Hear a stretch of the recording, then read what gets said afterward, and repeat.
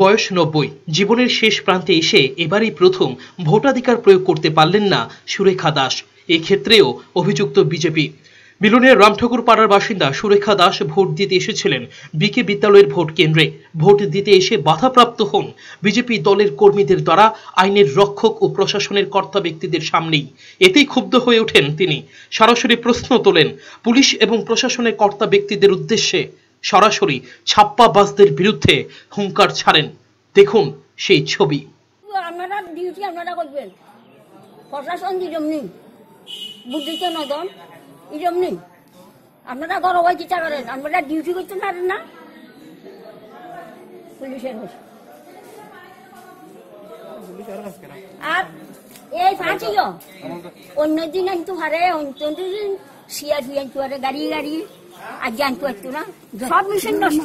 তুই যা আর একটা খাই রাখতো না, জন আছে মারিয়া মরণের ডরা নিবি জি যাওয়া যাবো না, উনি তো বিশাল মরণের। ব্যুরো রিপোর্ট, চ্যানেল 3 রাত।